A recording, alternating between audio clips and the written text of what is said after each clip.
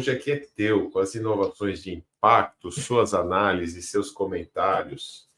E apenas são alguns spoilers, porque terá muito mais no Hacktown desse ano, a cidade do Alberti bombará. Olá, pessoal. Bom, estou de volta aqui.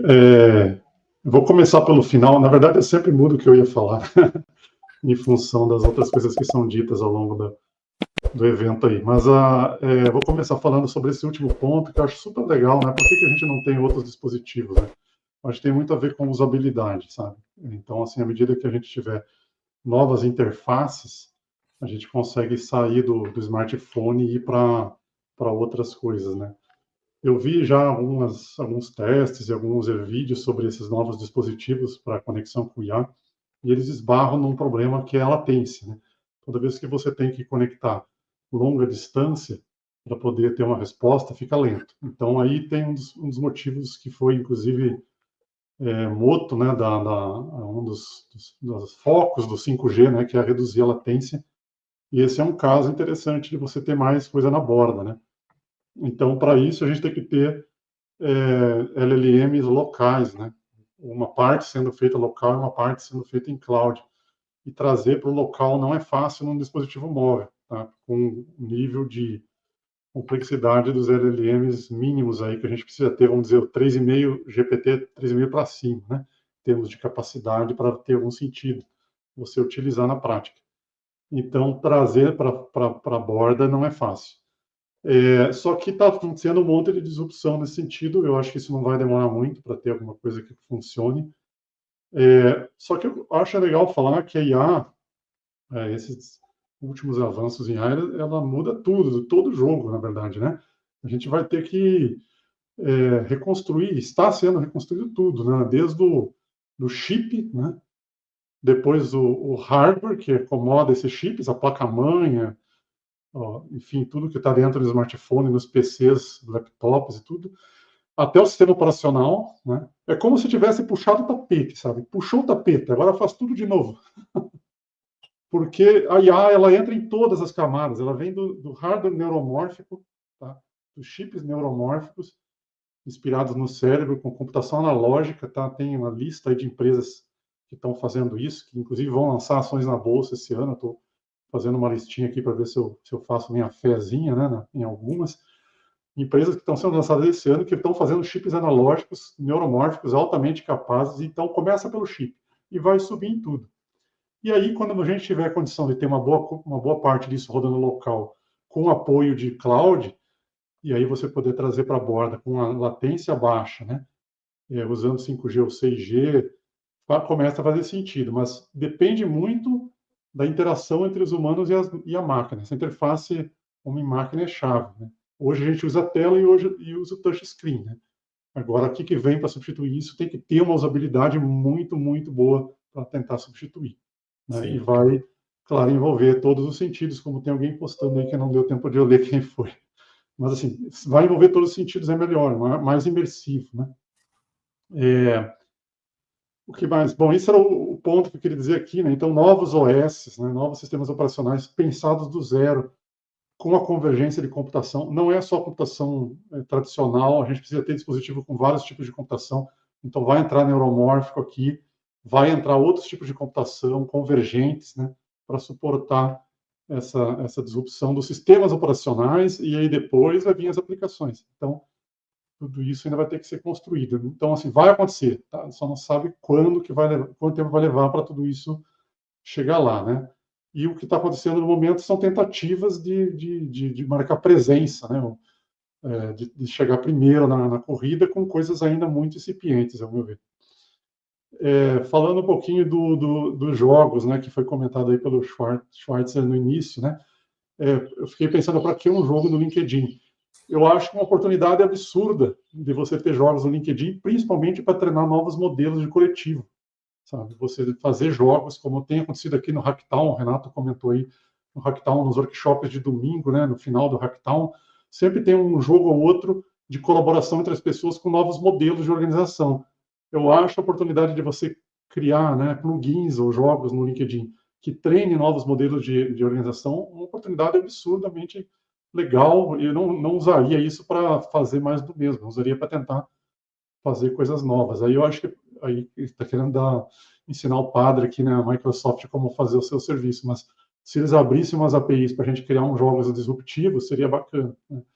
Você ter acesso a esses ambientes para instalar lá, como se você instala um aplicativo qualquer, né, no seu celular, você instala novos jogos no seu LinkedIn, e poderia criar, então, um ambiente muito mais disruptivo de inovação e usar essa rede social profissional para criar jogos profissionais que façam sentido de gamificação, né, de coletivos. E aí, bom, isso é só meus comentários. Agora, o que eu tinha preparado para hoje? Eu tinha preparado para hoje falar duas coisas, né?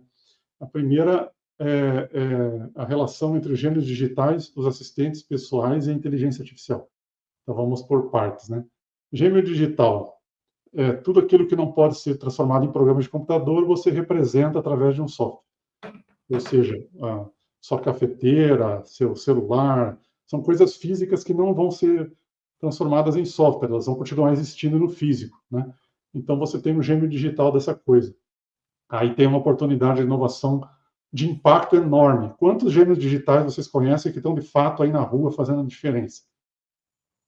Zero. Eu não conheço nenhum. Então, imagina se a gente conseguir criar gêmeos digitais em escala, né?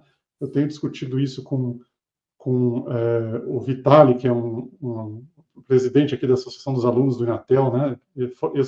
Ex-alunos e diplomados do Inatel.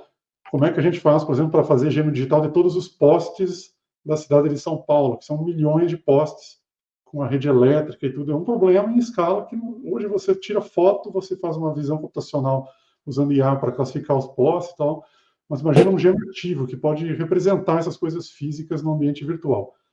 E aí você conecta isso ao assistente pessoal, que a gente tem aí, vamos dizer, a onda, né, já superada, né, da Alexa e os outros, né, que a gente tem em casa, aí, os hubs, né, muito se tornaram, né, obsoletos com a entrada dos GPTs da vida, e a gente vai ter agora uma nova geração disso. Então, como é que a gente relaciona alguém que representa o físico com o assistente pessoal novo, né? E depois a entrada da inteligência artificial que entende o contexto e consegue conversar com as pessoas. Eu vejo muita disrupção, inovação disruptiva sendo possível juntar essas três coisas, e aí talvez a gente comece a ter, de fato, uma ponte melhor entre o físico e o virtual. O virtual está avançando em ritmo muito rápido, com os LLMs, né, com os GPTs da vida. O virtual avança num ritmo absurdo, mas a gente não está conseguindo conectar isso com o IoT, e o gêmeo digital é a ponte que falta, né? Então, eu vejo uma inovação disruptiva, várias inovações disruptivas nessa ponte vão fazer com que a gente consiga, de fato, trazer a velocidade do avanço do virtual para o físico, né? E essa ponte que está faltando muito, talvez essas sejam as grandes aplicações que a gente está procurando aí para o 6G. O pessoal da academia fica procurando qual que é a aplicação, killer application que eu devo desenvolver. Bom, eu enxergo assim, que juntar o gêmeo com o assistente pessoal e com a inteligência artificial, né, nesse modelo que a gente está falando recém, de disrupções que vão vir desde o hardware, subindo na pilha de tecnologia até chegar lá nos humanos, né, na definição de políticas, na definição de regras, regulações, né, objetivos, né, a gente tem agora, finalmente, a possibilidade de fazer computação autonômica. Nossa, eu estava dando aula sobre computação autonômica outro dia, olhando o ciclo autonômico que você monitora, você executa alguma coisa no mundo físico, monitora, analisa, planeja e executa de volta. E faz um loop de melhoria, sabe, de ganho de conhecimento. Finalmente dá para fazer isso, sabe? Eu vou começar um trabalho de doutorado agora com um aluno, a gente vai usar IA para fazer isso em IoT, né? Então, assim, finalmente dá para fazer a implementação de computação autonômica, que já vem aí há décadas sendo falada, né, pela IBM. Lá em 2001 teve o manifesto da computação autonômica. Essa é uma das coisas. A segunda, rapidinho para não delongar mais, né, tem a ver com a nomeação autoverificável. É quase um palavrão, né, falar isso. Nomeação autoverificável ou computação autoverificada, tá? São melhorias em segurança enormes que já existem na pesquisa científica há muito tempo. Vou citar aqui só os avanços que houveram nos projetos de internet alternativa, né, de criar alternativas para a internet atual, onde eu me enquadro aí com o projeto Nova Gênesis, né. Eu creio que essa técnica de nomeação, né, de você usar hash para fazer nomear coisas, tá? E o exemplo que o Juliano acabou de dar do Kimura, né, de você pegar o padrão da íris, fazer uma minúcia da íris e gerar um nome, né, que é usado para assinar seus documentos, né. Isso é o que a gente faz com os humanos. A gente pode fazer isso para hardware, a gente pode fazer isso para sistema operacional, para qualquer programa de computador, usar nomeação auto-verificável, usar hash para nomear e relacionar isso com a segurança. E ninguém está fazendo nada. E esses projetos estão há anos disponíveis na área de internet do futuro, que chama. Eu acho uma das grandes oportunidades negligenciadas, sabe, usar novos esquemas de nomeação. Daí sai inovação de impacto disruptivo aos montes, sabe? Dá para fazer muita coisa se a gente juntar isso. Então, assim, tem muita coisa já feita pela pesquisa que não se traduz em melhoria de fato para a sociedade, e isso é um problema que eu tenho atacado, né?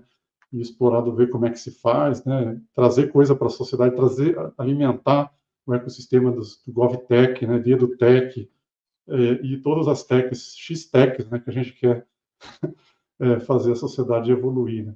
Nesse sentido de criar tecnologias para potencializar os humanos e todo ser consciente, né, com valores positivos. Eu acho que o caminho é por aí, né? Então, assim, terminando a minha fala, imagina costurar tudo, só isso tudo que eu acabei de mencionar aqui, o tanto de disrupção que dá.